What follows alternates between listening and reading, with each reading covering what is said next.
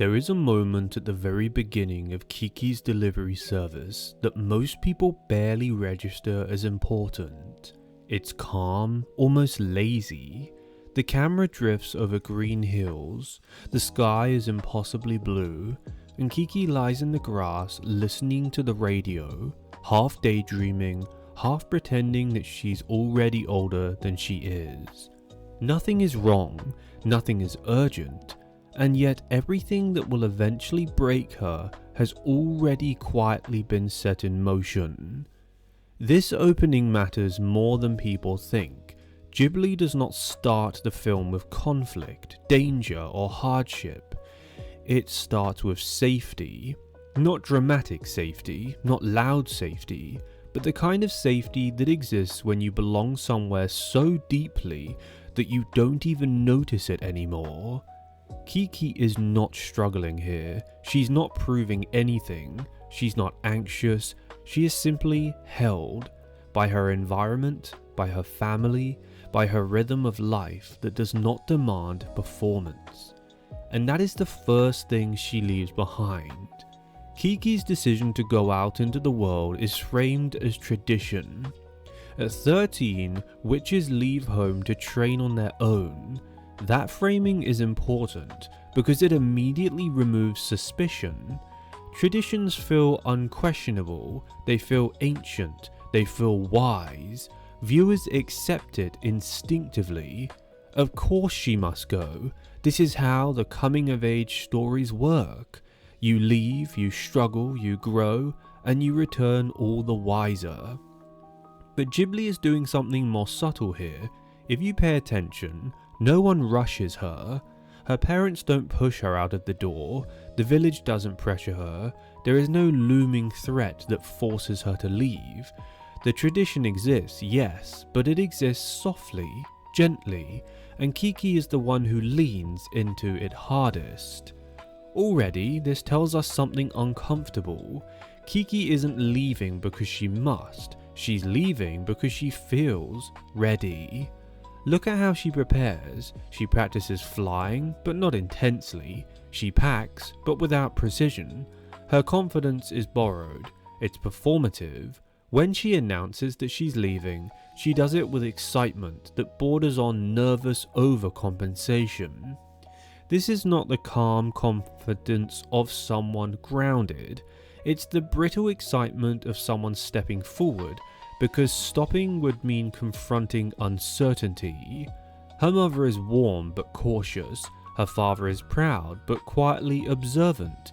No one dramatizes the moment. There is no speech about destiny. And that restraint matters because it implies that this departure is not heroic. It's almost experimental. Kiki leaves home with 3 things: a broom, a radio, and her black dress. None of these are random. The broom is inherited skill, the radio is external validation, voices from elsewhere, noise to fill silence, and the dress is identity, but a simplified one. A uniform, think of it something recognizable. Kiki does not yet know who she is beyond these symbols, and crucially, she leaves with momentum, not mastery. The early flight sequence feels euphoric. The sky opens up, the music lifts, Kiki laughs as she struggles against the wind. This is the honeymoon phase of independence. Everything feels possible because nothing has yet been tested. She hasn't failed, she hasn't been ignored, she hasn't been alone long enough for it to hurt. Then comes the storm. This is the first warning we get, and it's astonishing how many viewers miss its significance. The storm is not about weather, it's not just a plot device. It is Kiki's first encounter with a world that does not care how ready she feels. She is tossed around, exhausted and disorientated. Her radio crackles uselessly. The voice that once filled her mind with excitement now dissolves into static, and suddenly the sky, which was once a symbol of freedom, becomes hostile. She survives by chance, landing near a city that is not the one she intended to choose. Already, her independence is being shaped by accident, not intention. When Kiki arrives in the city, everything changes. The colors change, the pace tightens, the environment is beautiful but impersonal. The people are busy, nobody knows her, nobody is waiting for her. This is the first time in the film that Kiki exists without a social cushion, and it hits her immediately. She doesn't know where to go, she doesn't know how to introduce herself.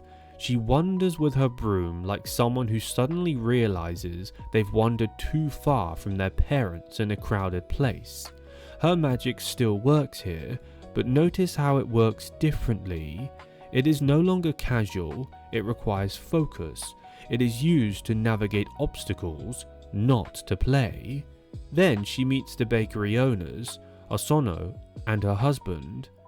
This moment is critical. Osono offers Kiki something familiar: food, warmth, permission to stay without immediately earning it. Kiki responds instantly. She relaxes, her posture softens, her voice steadies, her magic stabilizes. This isn't a coincidence. For a brief moment, Kiki rebuilds a fragment of what she lost. Not family, but context. A place where she is not evaluated first. A place where she is allowed to exist before she performs. But here is the key difference. This safety is conditional, even if it's kindly so. Osono is generous, but Kiki is aware, consciously or not, that she must now justify her presence, and so she creates the delivery service. This is where the real change begins. At home, Kiki's magic was part of life. It didn't need a purpose beyond being. In the city, her magic becomes labor. It becomes transactional. Fly here, deliver this, be on time, don't mess up. At this point, this feels empowering. She has a job, she has independence, she has a role. Viewers often mistake this phase for a growth, but look closely. Kiki's self-worth quietly fuses to her performance. Every successful delivery reinforces the idea that she belongs only if she functions. The cracks appear subtly: a rude customer, a missed address, a delivery ruined by rain. Each failure hits Kiki harder than it should, not because she is weak, but because she has no emotional redundancy. At home, mistakes dissolve into reassurance. Here, they echo. The rain scene is especially important. Kiki flies through heavy weather to deliver a gift, soaked, exhausted, and shivering. She succeeds, but the success feels hollow. The recipient is indifferent. The effort is not mirrored emotionally. This is the first time Kiki experiences unreciprocated giving. Magic does not thrive here. Then comes Ursula. Ursula is often treated as a quirky side character, but she is actually a mirror held up to Kiki's future. Ursula loves going out into the woods and technically lives there. She is independent, creative, self-directed, and crucially, she admits to losing her artistic ability temporarily. This conversation is the thesis of the film, hidden in plain sight. Ursula doesn't frame creative loss as failure, she frames it as disconnection from herself, from meaning, and from rhythm, and she explicitly ties recovery to rest, reflection, and reconnection. Kiki listens, but she doesn't absorb. She can't yet. She's still running on momentum. Back in the city, the magic begins to falter, not dramatically and not all at once, just enough to create anxiety. Her broom becomes unreliable, flying requires effort, joy disappears from the act. This is where most viewers say, "Oh, she's depressed." That's not wrong, but it's incomplete. What Kiki is experiencing is identity erosion.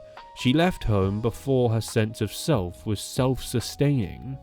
At home, her identity was reinforced externally and gently. In the city, identity must be maintained internally and aggressively. That's a skill she hasn't developed yet. So, she compensates. She works harder, she pushes through exhaustion, she accepts disappointment silently, and she tries to be cheerful even when it costs her energy. And this is where the magic starts to break. Most of you would have definitely noticed this point, not because she's sad, but because she is unsupported in her becoming.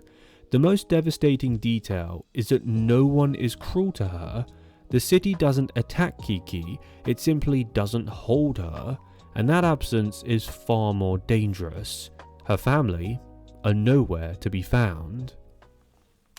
When magic becomes performance, it begins to die. By the time Kiki realizes something is wrong, it is already far too late to stop it cleanly. That's the cruel part of what Kiki's delivery service is actually saying. There is no single mistake, no dramatic misstep, and no obvious warning sign that screams, "Turn back now." Instead, there is a slow, nearly invisible conversion taking place inside of her.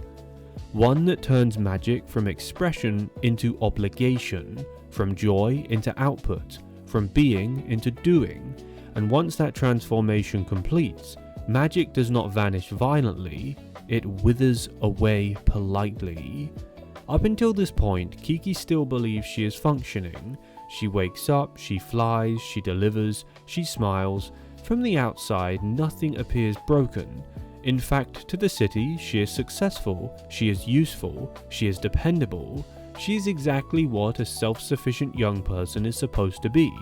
And this is where the film becomes quietly ruthless, because it shows us something most coming-of-age stories refuse to admit. Sometimes, competence is not proof of health. Sometimes, competence is camouflage.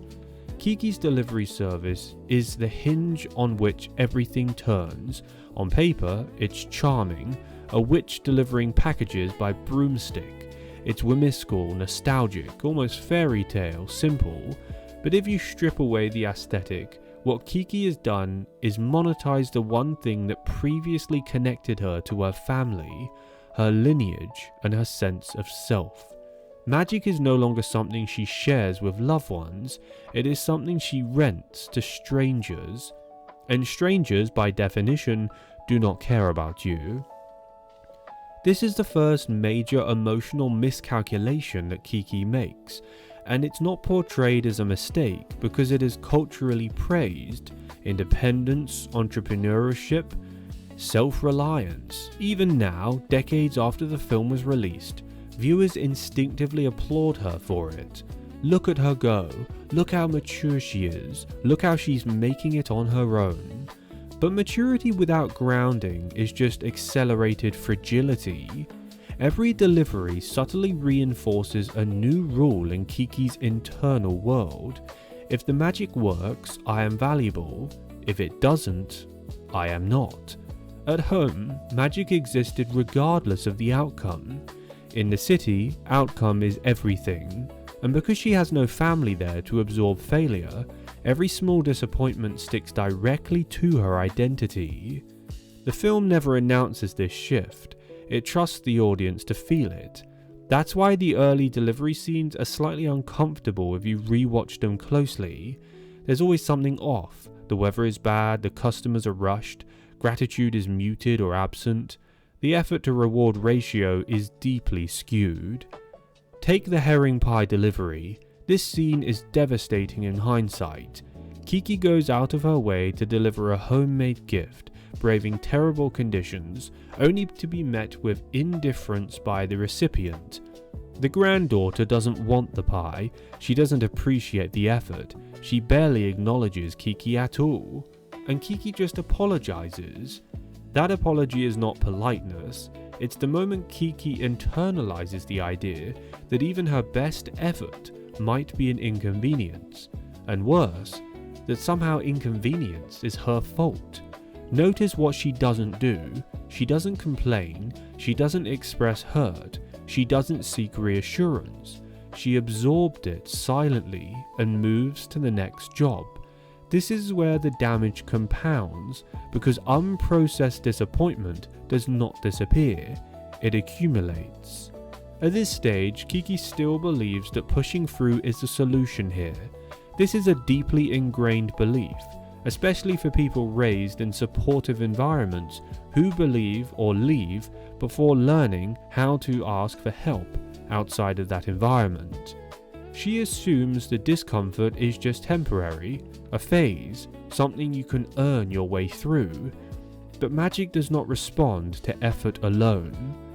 This is where Ursula's roles become even more important than most viewers realize.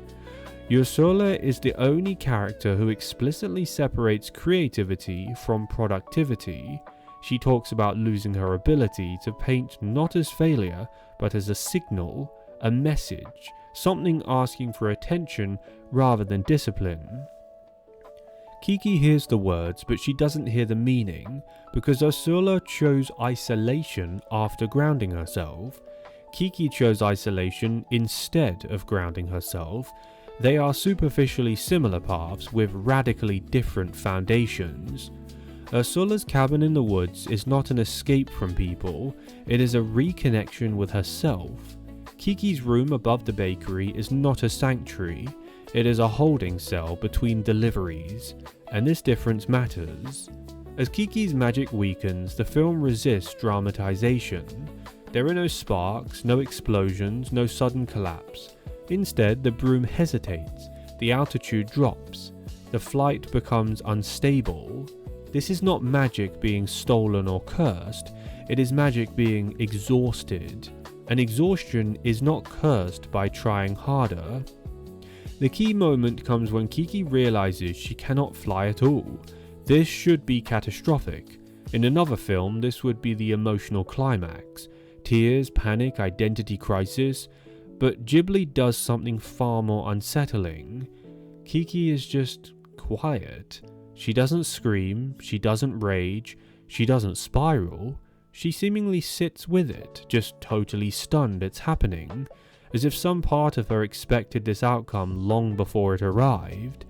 This reaction tells us everything. Her magic didn't feel like an extension of herself anymore, it felt like a job that she had been failing at. So when it disappears, what she loses isn't just her power, she loses justification. And this is where loneliness finally catches up with her. Without magic, Kiki has no function in the city, no deliveries, no reason to fly, no clear role, and because she built her entire sense of belonging around usefulness, she suddenly has nothing to stand on. This is the danger of leaving family too early, not physically but emotionally. Family provides unconditional context. It says you exist before you contribute. The city provides conditional validation. It says you are welcome as long as you contribute. Kiki believed that she could replace the former with the latter. She was wrong. What's especially painful is that the people around her don't abandon her. Osonu is still kind, Tombu is still eager, Ursula is still there, but kindness without intimacy is not enough to restore magic. Magic in this film is not social approval, it is emotional cohesion. Kiki has lost coherence. Her internal world no longer aligns with her external demands. She is acting independent without feeling anchored. She is productive without feeling purposeful, and she is surrounded by people without feeling known. Magic cannot survive that split. There is a tendency among modern viewers to label this as burnout. That's understandable, but it flattens the film in my opinion, and is a bad way of reviewing it. Burnout implies overwork alone. Kiki's problem is not that she works too much, it's that she works instead of connecting. She uses productivity as a substitute for belonging as a whole. This is why rest alone doesn't fix her. Even when she stops flying, the magic does not immediately return, because rest without reconnection is just absence of activity. It does not restore meaning. The film is careful here. Kiki does not recover by sleeping more, she recovers by reorientating. By being with Ursula, by observing art without monetizing it, by existing without needing to justify herself. and crucially, by allowing herself to be young again. Look at how she behaves once she stops trying to fix the problem. She listens, she watches, she stops performing, and slowly, without announcement, the magic begins to reawaken. Not because she earned it, but because she stopped draining it. This is the quiet truth that Kiki's delivery service offers, and it's one that hits harder with age. Leaving your family does not automatically make you independent. Independence without emotional continuity is not growth, it is severance. Kiki didn't lose her magic because she failed, she lost it because she mistook self-sufficiency for selfhood and left her family. This is where the film gets even darker and far more honest. The flight back to herself. By the time we arrive at the climax of Kiki's delivery service, the stakes have subtly shifted. We no longer care if she delivers packages or proves herself to the city. That part of her journey, the trial by independence, has failed, or at least it has exhausted itself. What we are witnessing now is something deeper, more universal. The reclamation of emotional integrity, of coherence between the self inside and the world outside. The narrative has moved from productivity to existence, from performance to presence, from doing to being. And the genius of this part of the film is that it mirrors what many viewers, particularly those who left home for the first time or pursued independence prematurely, have felt in their lives without ever being able to articulate it. At the narrative midpoint, Kiki has lost her magic entirely. The broom lies inert. The city, which once welcomed her flights with admiration and fascination, now observes her grounded, human, and exposed. The cinematic language here is exquisite. Ghibli does not dramatize the loss with storms, collapsing buildings, or supernatural consequences.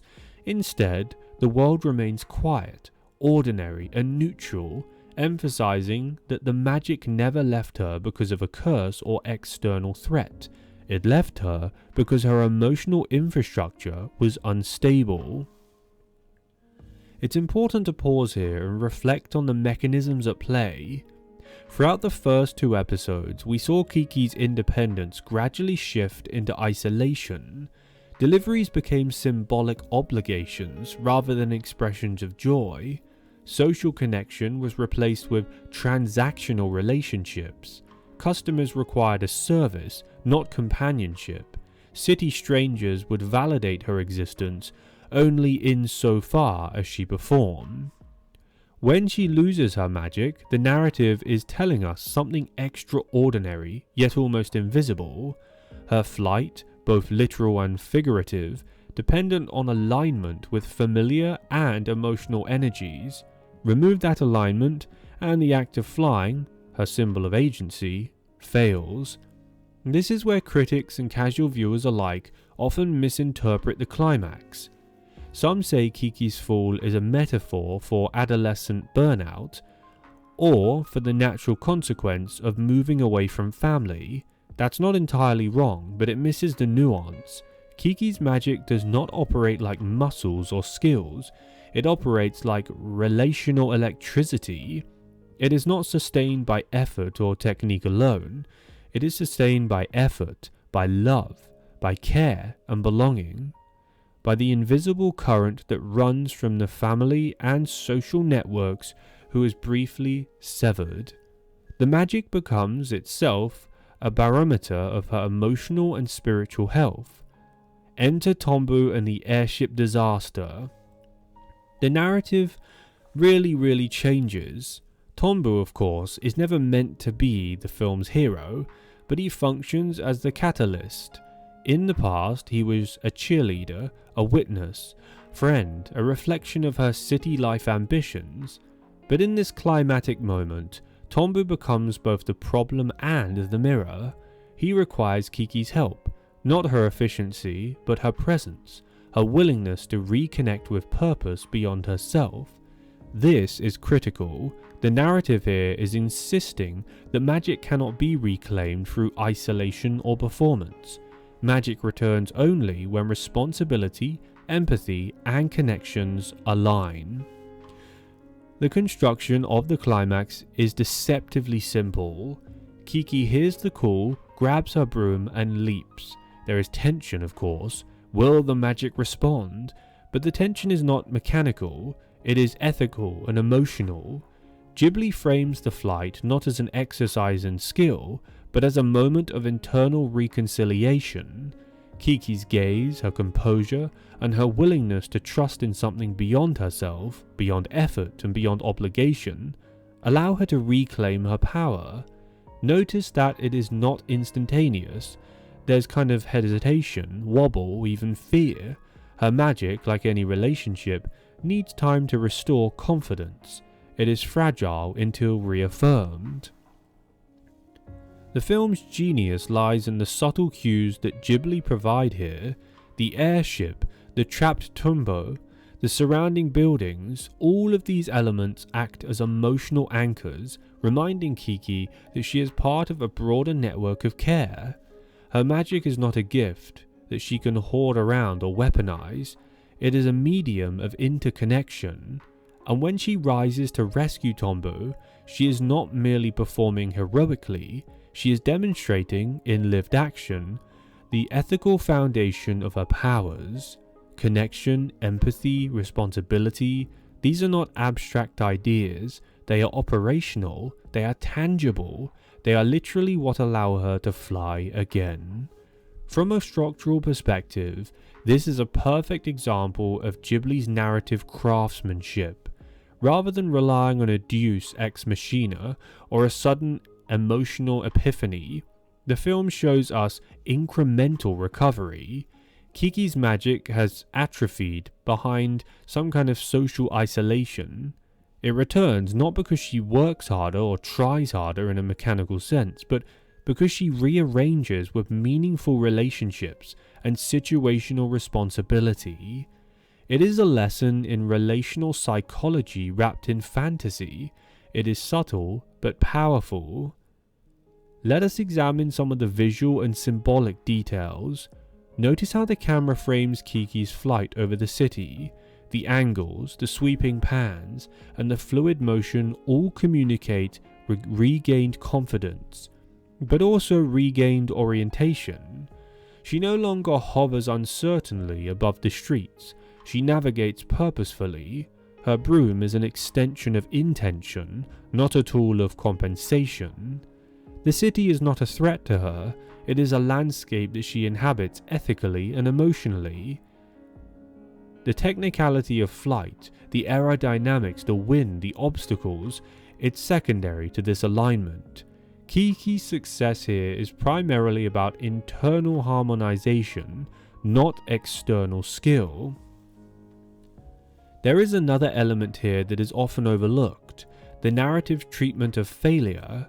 Kiki's previous missteps, the botched deliveries, the loss of her broom, the social alienation, they are not erased, they are acknowledged through residual hesitation and cautious maneuvers. She's not suddenly perfect. Ghibli refuses the conventional reset button. Magic is fragile precisely because the consequences of isolation and overextension persist. Recovery isn't a form of denial, it is reckoning.